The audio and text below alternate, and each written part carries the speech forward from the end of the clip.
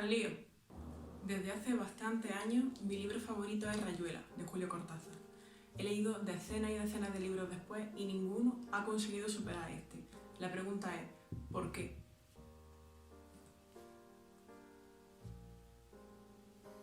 No, Kitty, no.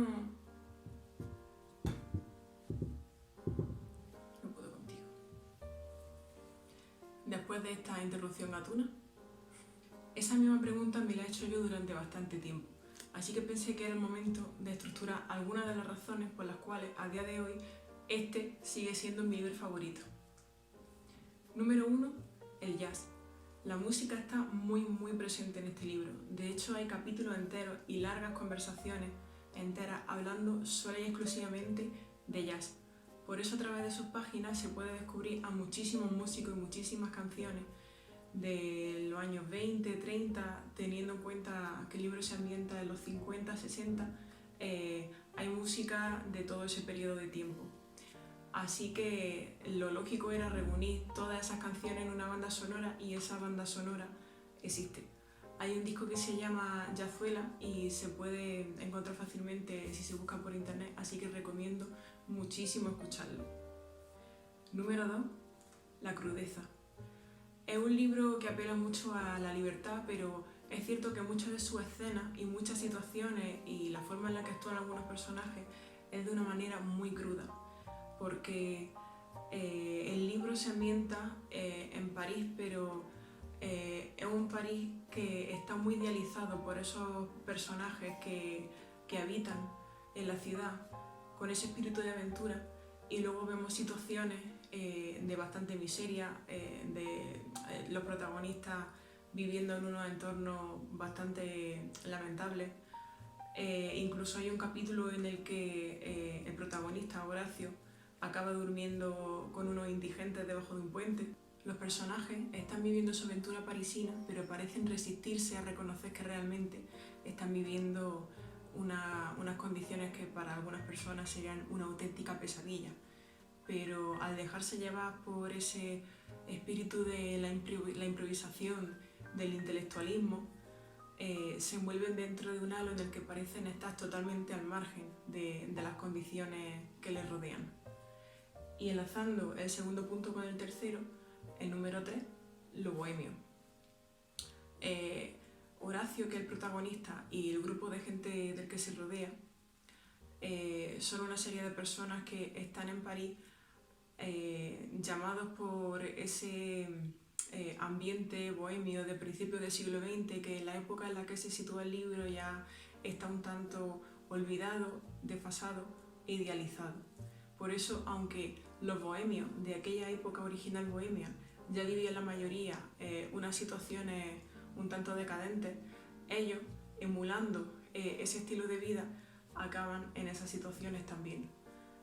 La cuestión es que están continuamente llevados por ese aire de seguir a todos los artistas de aquella época. Tienen un continuo pique intelectual de ver quién sabe realmente más cosas, de ver quién se está pasando de postureta, que crea situaciones bastante interesantes que incluso lo acaba ridiculizando un poco a ellos mismos si lo ves desde fuera, pero sin embargo ellos están totalmente convencidos del papel que están tomando. Eso lo hace bastante interesante. Número 4, y muy importante para lo que es la trama de la historia, la búsqueda de la felicidad. Horacio, que es el protagonista, es un argentino que ha ido a París buscando lo que llama su kibutz de la felicidad. El kibutz es una especie de paraíso y él pensaba encontrarlo allí. Esperaba encontrar en las calles de París esa inspiración y esa clave que lo hiciera llegar a ese ansiado paraíso terrenal. La cuestión es que llega un momento, sin destripar ninguna parte del libro, en la que Horacio empieza a darse cuenta de que puede que ese paraíso que lleva intentando buscar desesperadamente toda la vida, puede que estuviera más cerca de lo que él pensaba. Puede que no fuese una montaña que escalar, digamos, sino algo que tienes que ser capaz de ver. Número 5, y si sabéis algo, habéis oído algo previamente sobre Rayuela, posiblemente os suene el personaje de la maga.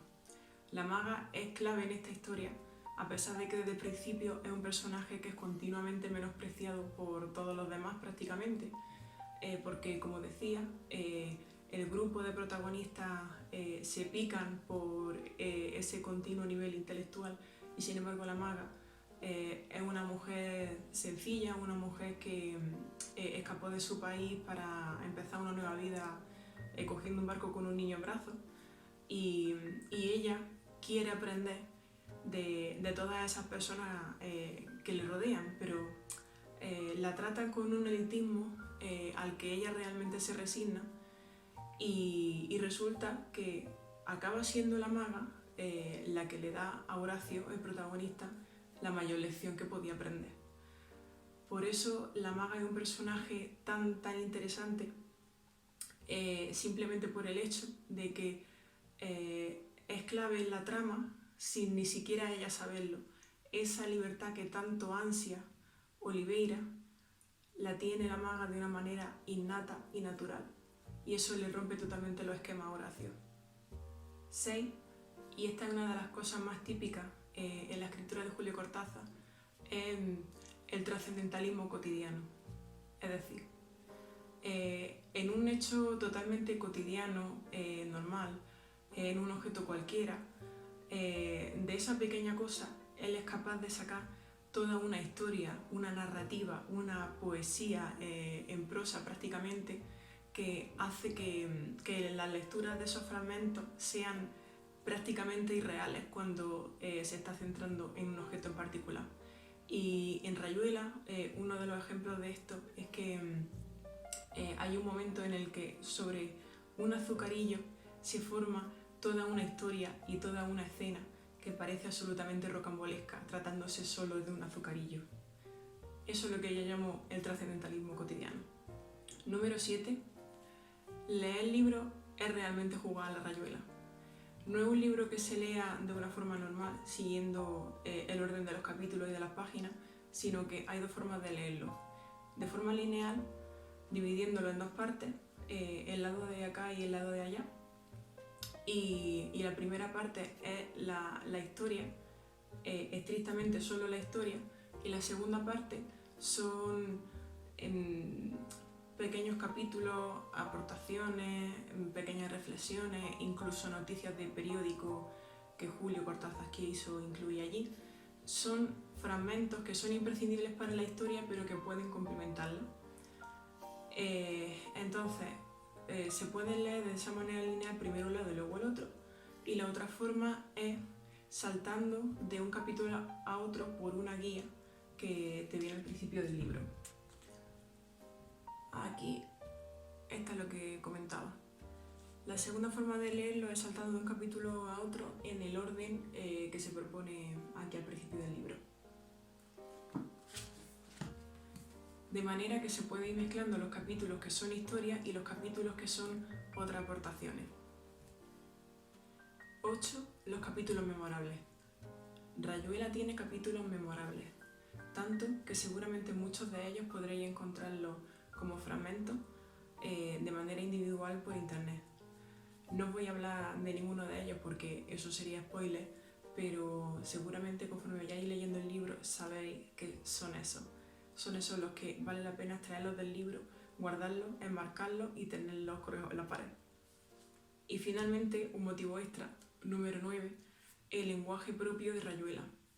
Hay muchas palabras que son inventadas, que es uno de los rasgos típicos de la escritura de Cortázar, el hacer juego de palabras, él crea nuevos idiomas. De hecho, Horacio y la maga tienen como una especie de lengua inventada que solamente hablan entre ellos dos y que sorprendentemente se entiende por el contexto lo que están diciendo, aunque las palabras no tengan ningún sentido. Entonces eso le aporta un valor más allá de la historia porque se está tomando la molestia de crear un lenguaje propio y eso es algo que lo enriquece bastante. Un dato curioso sobre Rayuela es que Julio Cortázar lo escribió teniendo unos 40 años y pensó que iba a llamar la atención de la gente de su generación. Sin embargo, tuvo muchísimo éxito entre la gente joven y de hecho cuando yo lo leí tenía 20, 21 años y Yo creo que se debe a que apela tanto a la libertad, a todos esos valores bohemios, el amor, la belleza, el arte, la poesía, la llamada a la aventura, la improvisación, el que no sabe lo que va a pasar al día siguiente. Yo creo que todo eso lo hace muy interesante, muy fresco y muy llamativo, y por eso todavía la gente joven puede identificarse muchas cosas con esos personajes perdidos en el París de los años 50-60. Así que os recomiendo leerlo. Bien es cierto que puede que la forma de escribir de Cortázar al final pueda resultar un poco distinta, pero es verdad que si te dejas llevar por las páginas te acabas metiendo muy rápido en la historia y en su forma de contar las cosas. Así que espero que esto os anime a leerlo, y si ya lo habéis hecho me encantaría ver vuestras opiniones en los comentarios. Un saludo.